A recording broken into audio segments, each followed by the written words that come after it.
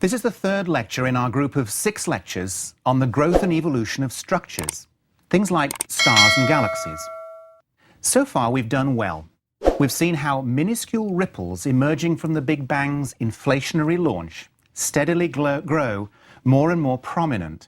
And last lecture we saw how the densest parts slowly halted their expansion and collapsed to form the first stars. Here's a 14 billion year timeline from the Big Bang to now, with a blow-up of the first 2 billion years. So last lecture's story took us through the Dark Age, the collapse of mini-halos, and to first light with the birth of the first stars. And all this took about 500 million years. We still have a long way to go to get to our current universe. So what happened next? Well, roughly speaking, the next couple of billion years saw a rapid and spectacular assembly of what one might call infant galaxies, rather chaotic collections of stars and gas that were much smaller than today's huge, majestic galaxies. They're sort of little galaxy building blocks. Now, for reasons we'll get to, this is a fabulously active period in the life of the universe. It's packed with galaxy collisions, star birth, and supernova death. And the good news is our best telescopes can now see out to this region, so the story is based firmly on what we see. So this is the theme for the lecture, the wild exuberance of youth. Back to our human lifetime metaphor, we'll be looking at roughly the first 10 years of life. Now for humans, this is a crucial time. By 10, most of the foundations for adult life are in place. Now, so too with the universe. And the remaining 11 billion years of galaxy growth and maturation, which we'll tackle next lecture, will be a natural extension of these first 2 billion years. So let's start with 2 very simple ideas.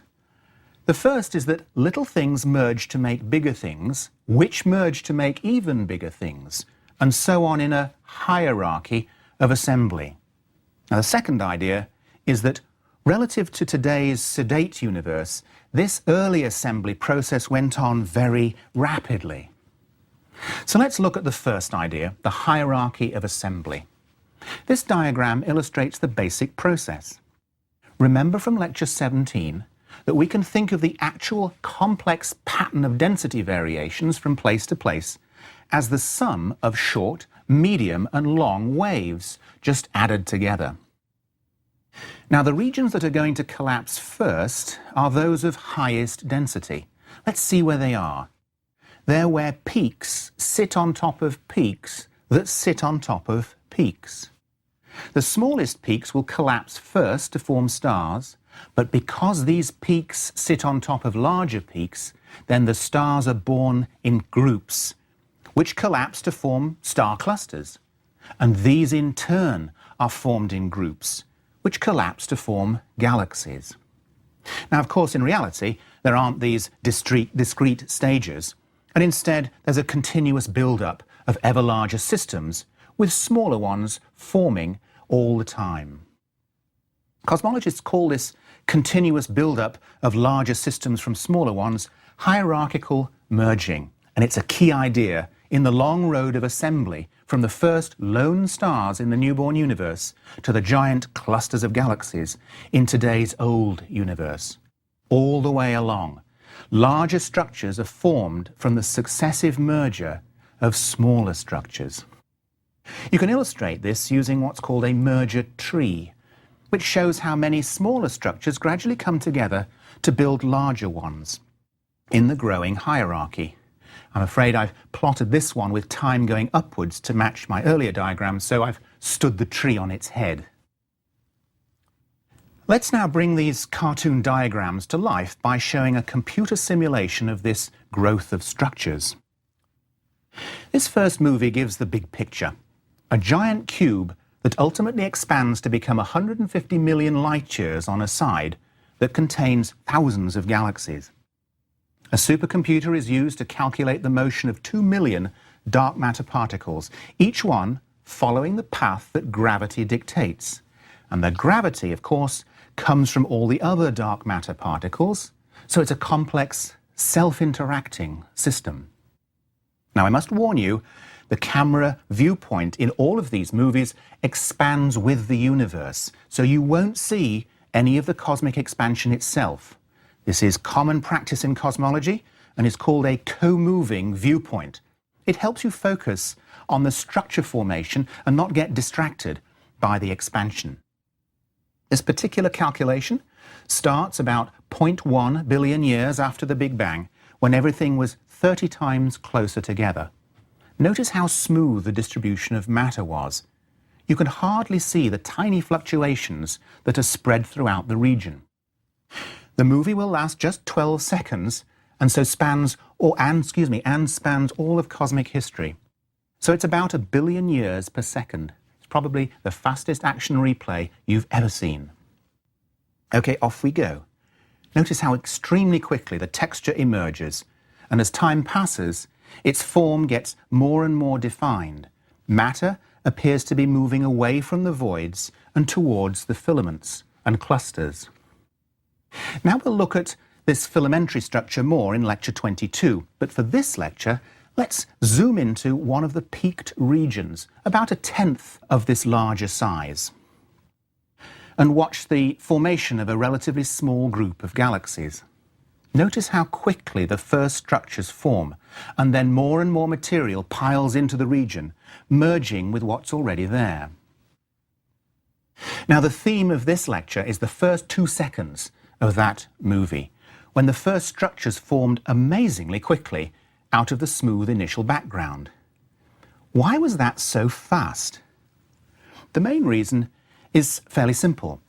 The universe was smaller and denser back then, and simply put, dense things collapse quickly, in part because gravity is stronger, so the infall speeds are higher, and in part because everything is simply closer together, and it doesn't take long for 2 neighbouring regions to collide and merge. In fact, there is an interesting, simple rule of thumb. When a region is just ready to collapse, the collapse duration is roughly the age of the universe at that time. So 0.1 billion years after the Big Bang, it takes about 0.1 billion years for regions to collapse. While 2 billion years after the Big Bang, it takes 2 billion years for a region to collapse. This is pretty obvious when you consider this sketch from last lecture. The expansion and contraction of a higher density region is roughly symmetrical. The downward infall takes about as long as the expansion up to turnaround. See, stated like that, it's now clear why there is such a frenzy of collapse and merger at the beginning. The universe is young and relatively dense, the collapse time is short, so the overall pace of change is fast relative to today's much more sedate pace. Okay, now you have the theoretical framework down, it's time to shift gears and look at real observations of this youthful billion-year-old universe. And I'm glad to say that in the last decade or so, we have now been able to gather increasingly detailed observations of these very early times. By now, you should realize this means looking extremely far away, to regions whose light has been traveling for 12 or 13 billion years. Only then can you witness the 1 billion-year-old universe. An absolutely key instrument in this endeavour has been the Hubble Space Telescope with its exquisitely sharp vision. At these enormous distances, the subgalactic blobs are exceedingly tiny and faint. Typically, they appear about as big as a football stadium on the moon, glowing with the brightness of a single candle. Not surprisingly then, the strategy has been to look long and hard at small patches of the sky to go as deep and faint as possible. Here, for example, are the approximate footprints of 4 of these deep survey fields compared to the full moon, which itself seems pretty small put next to the Big Dipper. They go by various acronyms and are designed for slightly different projects, but perhaps the most famous are the Hubble Deep Field, which was completed in 1995, and its more sensitive successor, the Hubble Ultra Deep Field, which was completed in 2004. Each of these covers a tiny region of the sky about the size of a pinhead held at arm's length. Here's a couple of comparisons to show you how advanced these deep surveys have become.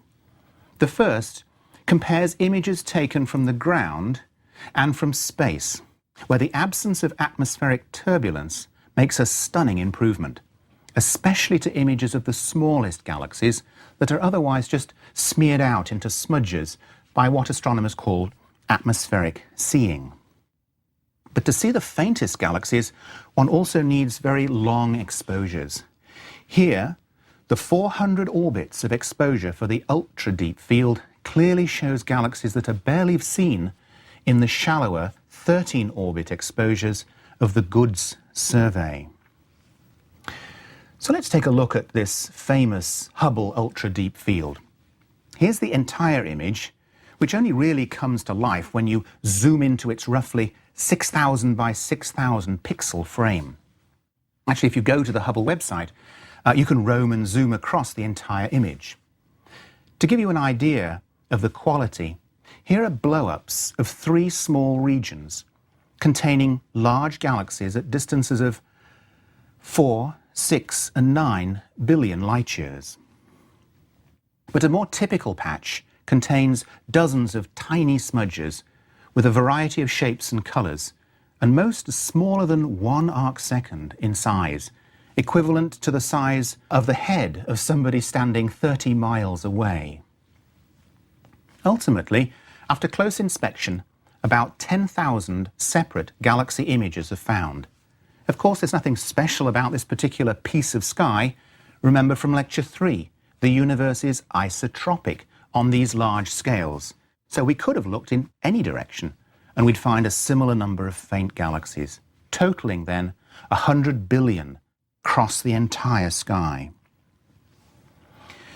Now, when you look at this image, you must remember that you are seeing down an extremely long, narrow tunnel, and these galaxies are scattered along that tunnel at different distances. So to use this image to study galaxy evolution, it's very important to measure distances to the galaxies, because only then can you separate infants from children, from adolescents, from adults. Now, in Lecture 6, I described several ways to measure distances to galaxies using Cepheid variable stars, or the Tully-Fisher method, or supernovae, and so on. But those methods don't work on these galaxies. They're way too faint and far away. In fact, most are so faint it's not even possible to take a spectrum to measure a redshift. We really need a different method that works just from the images alone. Well, fortunately, nature is kind to us, and there is another way. It's not as accurate as taking a spectrum and measuring a redshift, but it amounts to the same thing. You see, the Hubble dataset isn't just a single image. There are actually 4 images taken through 4 different coloured filters. See, a yellow filter, for example, blocks all colours except yellow. Hubble has many filters it can place in front of its camera, like the ones shown here. And every galaxy looks a little different through each filter. The nice, pretty coloured images we're so used to seeing are actually made by combining these various filtered images using a computer to specify each colour. The Ultra Deep Field used 4 coloured filters, and this graph shows the colours they let through. They're transparent over a particular range of wavelengths, which gives the filter its name: blue, visual, red, and infrared, or BVRI for short. Now, actually, for those in the know, these aren't quite the names used by astronomers. So here's the critical part. Let's look at the spectrum of a galaxy overlaid on these filter curves. Notice that the light spans a very wide range of colours, but down in the ultraviolet, there is a pretty sharp decline near 100 nanometers, which is caused by hydrogen gas in the stars within the galaxy, which blocks light with wavelengths less than about 100 nanometers. Now watch what happens as we look at more and more distant galaxies. Remember, their spectra are more and more redshifted. So this galaxy spectrum moves to the right. All wavelengths are stretched by the cosmic stretch factor. Now, I've labelled the stretch factor the distance, and the age since the Big Bang. Remember, at higher redshifts, we're looking further away, and so further back in time. Now, when you get to a stretch factor of about 4, the blocked region has moved into the B filter. And by about 5, the B filter gets essentially no light, while the V, R, and I filters still get light. So here's an example of this situation. You can see the galaxy in the V, R, and I images, but it's completely gone in the B image. We call this a B dropout, and we know this galaxy must be extremely distant and therefore very young. Here are some other B dropouts at stretch factor 5, which corresponds to about 1.6 billion years after the Big Bang, or about 9-year-olds on the human lifespan. But the method doesn't stop with B dropouts. At even higher redshifts, the blocked region moves through the V filter, and we have V dropouts with an age of about 1.2 billion years, or 7-year-olds. And finally, at a redshift stretch factor of 7, even the R filter drops out, and we have the R dropouts at about 0.9 billion years, or 5-year-olds. So let's just summarize these 3 groups on our timeline. You can see that the B, V, and R dropouts really push back into the first billion years, close to, but not quite, to the first stars. So let's look more carefully at these young galaxies. I know they don't look too impressive, but there's still a great deal that can be learned about them from these images. Overall, we'll be comparing them to today's galaxies. We're comparing children with adults. So right off the bat, just like human children, these young galaxies are quite small compared to today's adult galaxies. Here are some of the brightest B dropouts, and for comparison, plotted at the same physical scale is a normal galaxy from today. The difference is really quite remarkable. Essentially, there were no big galaxies back then. Everything was of small, subgalactic size. This is, of course, just what we expected from the theory and the simulations. The first objects to collapse are the small, high-density peaks, and larger objects only build up later as the smaller ones merge during the turnaround and collapse of larger regions. In fact, this graph shows exactly this effect. You can see how the average galaxy size was about 10,000 light-years for the first 2 billion years. Then it began to increase, presumably as galaxies grew by the merging of these smaller galaxies. Actually, there's strong circumstantial evidence for growth by merging, because a very high fraction of these faint young galaxies seem to be gravitationally interacting in close pairs and small groups. Now, of course, our view is essentially frozen in time, but the scene is extremely similar to the simulations I showed in which there's a flurry of galaxy-galaxy collisions and merging going on. Another feature of these young galaxies is that their shapes are much more chaotic than galaxies in today's universe. In this collection, there isn't a single pretty spiral or smooth elliptical. They're just blobs. Now, perhaps that isn't too surprising given all the collisions, but even in the apparently isolated galaxies, there's none of the regular symmetric forms that we find in today's large galaxies. In fact, coming forward in time, it takes about 6 or 7 billion years before we see the first nicely patterned, modern-looking galaxies. This little sequence of galaxies, plotted at the same physical scale, shows what's going on. We start with small, amorphous galaxies, hairs and groups, and only the last galaxy, at an age of about 9 billion years, has a nice spiral appearance. Now, although we can't see too much detail in the most distant galaxies, we think they looked like a particular kind of galaxy in today's universe called a dwarf irregular galaxy. Here's an example, also photographed by the Hubble telescope, and I think it gives you a better idea of what these young galaxies might have looked like. Now, although I've been talking about the growth and assembly of galaxies, there's a more essential transformation going on here. It's the birth of stars, which themselves, of course, make galaxies. It's a bit like discussing the growth of nations. You need to think about the growth in population, and that in turn depends on the birth rate. For example, here's the birth rate of the United States from 1930 to today. It's a crucial graph for any policymaker, not least because you can clearly see the post-war baby boom, with its implications for an aging population in the next few decades. Well, the universe also has a population of stars, and that population has grown as the billions of years have gone by. So not surprisingly, one of the key aims of cosmology is to understand this population of stars.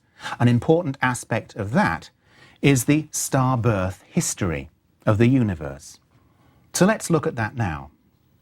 You may be wondering how we can measure the birth rate of stars, but although I don't have time to explain how, it turns out that there are several telltale signs of stars being born. And over the past 30 years, astronomers have carefully studied those signs and learned how to use them to measure the birth rate of stars. One of the first people to try to construct the entire cosmic star birth history was Piero Medau in 1996. And since then, the methods have gradually improved, although there are still some significant uncertainties. So here then is a slightly simplified version of what is often called the Medau plot, showing the star birth rate from the Big Bang to today. As you can see, there is in fact a baby boom. It happened very early on. After a very rapid rise in the first billion years, the birth rate maxed out somewhere between 1 and 3 billion years, after which it's been declining ever since. So that today's star birth rate is down around 1/20th of what it was during the baby boom period. And just as with human baby booms in the post-war years, it's important to know why there was a stellar baby boom in the early universe. The reason is thought to be fairly straightforward. When galaxies collide and merge, stars are born in great numbers, for reasons actually we'll get to in the next lecture. And because the pace of galaxy collisions was so high in the early universe, so the star birth rate was also very high. Now, having shown you the history of star birth, there is of course a related quantity, the growth in the total star population. As you might expect, the total number of stars steadily increases as the universe gets older. Basically, stars are being born faster than they're dying, and so there's a net build-up. And here we are in a universe filled with stars. Now, it's important that we don't let this brief billion-year period of frenzied star birth slip by without pausing to appreciate its spectacular nature. Any sentient life forms watching the cosmic scene at that time would be vastly more impressed than they'd be with today's subdued and empty scene. It probably looked something like this artist's impression, showing a universe strewn with dwarf galaxies. Now don't forget, everything was 5 times closer, so a high fraction of these dwarf galaxies are colliding and merging. Along with all the star birth goes star death, when the most massive stars explode as supernovae. So the galaxies are studded with brilliant stars, laced with the glowing pink gas of star formation, and perforated by expanding cavities driven out by supernova explosions. It's really a fabulous spectacle. Actually, back to our timeline, we can now add a history of starlight. Brightness grows quickly after the Dark Age and the first stars, peaks for a few billion years, and then slowly fades towards today's much dimmer universe. Now, you may be wondering whether it's possible to see yet earlier times. After all, the most distant R dropouts are near 0.7 billion years, and the first stars were at 0.2 billion years. So what about that period in between? Well, as of now, that's 2008, we haven't quite got there. But I'm going to end this lecture looking at what might soon be possible. The most obvious strategy is to push the dropout technique to higher redshifts. Here's the filter system we met before, but with 2 more filters added in the near-infrared, called J and H. Hubble used a different camera, an infrared camera called NICMOS, to take long exposure images of the ultra deep field using these filters. And back on our timeline, the I filter drops out at a stretch factor of about 9, while the J filter drops out around 12, very close to the first stars, which of course is a holy grail for cosmologists. In human terms, these two filters isolate 3- and 2-year-olds, so they're like galaxy toddlers. So what have the results been? I'm afraid, so far, not too much. 4 possible I dropouts and 1 possible J dropout. But that's only the current situation. Let's finally take a quick look at what new technology will soon make possible. In late 2008, the Hubble telescope will have a new camera installed called Wide Field Camera 3, which has a significantly improved sensitivity in the near-infrared. As these graphs show, the old camera fails to see galaxies beyond a redshift stretch factor of 8, but the new camera is expected to find galaxies out to stretch factors of 11, well into the first half billion years, almost, but probably not quite, to the first stars. But of course, there's no substitute for a specially designed, infrared-optimized, large space telescope, and that's the next hope for this area of research. I mentioned it before in Lecture 8. It's the James Webb Space Telescope, due to be launched in 2013. Here you can see the comparison of mirror sizes, and here's a simulation of a deep field. If you were impressed by the Hubble Ultra Deep Field, the JWST deep fields will be stunning by comparison, just littered with galaxies right back to the first stars. This is, of course, what we can expect in the next 2 decades, but hopefully, 100 years from now, we should understand the birth and development of galaxies, just as we now understand the birth and development of humans.